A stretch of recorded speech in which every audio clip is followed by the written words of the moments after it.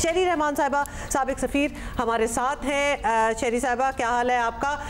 किस तरह आपने, ऑब्वियसली आप तो वर्ल्ड अफेयर्स को वैसे ही फॉलो करती हैं और इंडिया में elections was a very big deal और उसका इम्पैक्ट पूरे खित्ते पे ही होता है। How did you see this elections और ख़ास तौर पे अब जो रिजल्ट सामने आ रहे हैं? जी बहुत शुक्रिया। हुमा, ये तो दुनिया का कहा जा रहा है सबसे तवील और बड़ा मतलब पॉपुलेशन वाइज इलेक्शन था और वक्त भी काफ़ी लगा और इतने सख्त गर्मी में ऐसे मौसम में ये इलेक्शन हुआ है। तो दूसरी बात ये कि देखिए आज सब हर जगह ये कहा जा रहा है कि हिंदुस्तान या इंडिया, और उनका ऑफिशियल नेम भारत भी है, ने अब नफरत को के खिलाफ वोट दिया है और एक ये एग्जिस्टेंशियल चेंज है। मैं समझती हूँ कि जितना भी हम चाहें ये एग्जिस्टेंशियल या बुनियादी जिसे कहते हैं इन हिंदुस्तान की सोच का जरूर अक्कासी करता है, लेकिन ये एग्जिस्टेंशियल चेंज नहीं कहा जाता क्योंकि बहुत आई थिंक बड़ी चेंज है कि उनकी कांग्रेस और इनके जितने भी ऑपोजिशन पार्टीज थी जो अपने आप को सेक्युलर कहती हैं और बहुत इनका बयानिया फर्क रहा है अकलियतों, औरतों और दूसरों की तरफ, और एक लिबरल लेफ्ट बेस बयानिया रहा है, वो अब उभर के सामने आए हैं। कुछ मैं कह सकती हूँ कि मोदी सरकार की इंतहा पसंद सियासत की वजह से, क्योंकि खासतौर से यूपी जैसी रियासत जो रीजन जो है, स्टेट है उनकी, जो कहा जाता है गेटवे टू दिल्ली है, वहाँ तो इन्होंने जो किया है उसका इनके सामने शाखसाना नजर आ रहा है। जो वहाँ मुसलमान भी बहुत हैं और सबसे पॉपुलस स्टेट है, और वहाँ उन्होंने जो बातें की हैं मुसलमानों के खिलाफ, और आपको पता है राम मंदिर भी हर तरफ, उन्होंने एक इंतहा पसंदी जो कि एक लंबी रविश शुरू कर दी थी।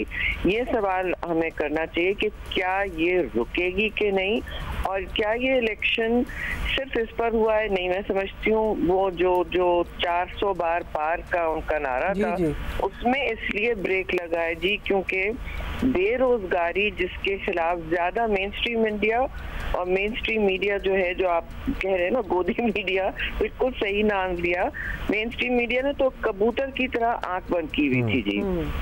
खास तौर से फार्मर्स की जो किसानों की जो सख्त बुरे हालत थी, फार्मर डिस्ट्रेस जिसे कहा जाता है, वो बहुत एक उरूज पे थी। और दूसरी बात बेरोजगारी, कम से कम नौजवान नस्ल में जो 2/5 अभी इंडिया के 25 साल से कम उम्र है। अच्छा शेरी साहबा, एक और भी आपसे बात करेंगे कि जाहिर है हमने अपने यहाँ भी देखा और हमने इंडिया में बड़े अरसे से देख रहे हैं, नफरत की सियासत बड़ी हावी थी, सेकुलर्स को शिकस्त हुई। अब भारत में ऐसा लग रहा है जो सेकुलर सोच वाली सियासी पार्टियां हैं, जो लोग हैं, उन्होंने कम बैक किया है। तो एक उम्मीद तो जरूर पैदा होती है पूरे खित्ते के लिए ही कि नफरत की सियासत का कहीं ना कहीं बुरा अंजाम जरूर होता है। क्या लगता है आपको कि बीजेपी, अब although Narendra Modi would be the prime minister, सरकार उन्हीं की होगी, लेकिन क्या उनका रवैया कुछ तब्दील होगा इस मरतबा? वो कम हॉस्टाइल होंगे पाकिस्तान के साथ? मे बी दोनों ममालिक में कुछ नॉर्मलाइजेशन ऑफ रिलेशन की तरफ बात आगे बढ़ सके? जी मैं समझती हूँ कि हमारी सोच तो ये रहती है हमेशा।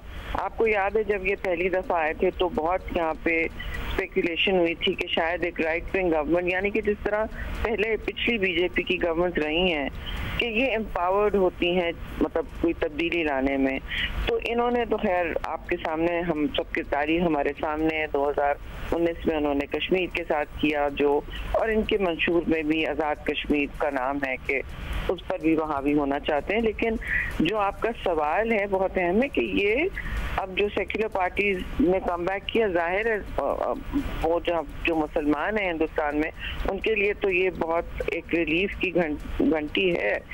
और मगर मुझे नहीं पता कि खित्ते में इससे कोई, हम तो चाहेंगे ज़रूर हो, मगर खित्ते में उनकी जो गरज बरस थी कि पाकिस्तान दहशतगर्द है और उनके अपने मुसलमानों को वो कहते थे दरअंदाज हैं जी, तो मुझे नहीं पता कि उनकी, क्योंकि सरकार डिपेंडेंट होगी तो ऐसी तंजीमों पर, रीजनल तंजीमें, तेलुगु देशम और जो नीतीश कुमार और जनता दल, दोनों के रिकॉर्ड्स एंटी माइनॉरिटी नहीं रहे हैं। और नीतीश कुमार तो काफी आगे पीछे रहे हैं, पहले इंडिया अलायंस में भी थे, तो उनकी सरकार इन पर बिल्कुल डिपेंड करेगी।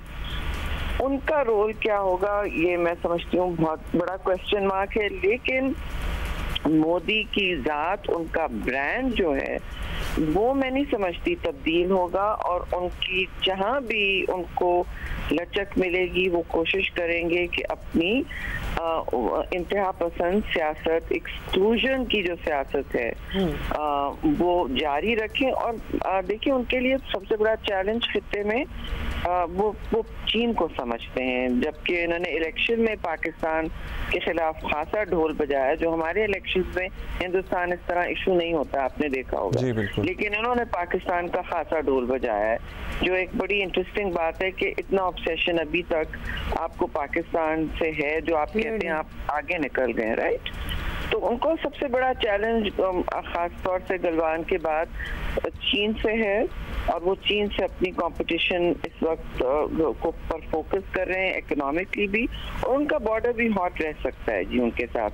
हमारे साथ वो मैं नहीं समझती कि अनलेस उनको बिल्कुल दीवार से लगाया जाए वो अपना बयानिया पाकिस्तान की तरफ तब्दील करेंगे। अगर वो बयानिया नहीं तब्दील करेंगे तो पाकिस्तान के पास कोई स्पेस नहीं होगी जी, जो होनी चाहिए। लेकिन हम तो चाहते हैं तिजारत खुले और सब कुछ मतलब खित्ते में कोई इस तरह काम है, वो रैशनल जिसे कहते हैं ना, कोई ना, अगर वो अपने पाकिस्तान के लिए बयाने तब्दील कर लेंगे तो फिर सियासत किस बात पे करेंगे। बहुत बहुत शुक्रिया for being with us this morning. बहुत एस्पेक्ट्स हैं एक्चुअली इस इलेक्शन के रिजल्ट्स के, खासतौर पे इंडिया अपने आप को एक रीजनल पावर जो बनाने की कोशिश करता है, और उसके बाद obviously United nation security council में अपनी जगह भी चाहता है।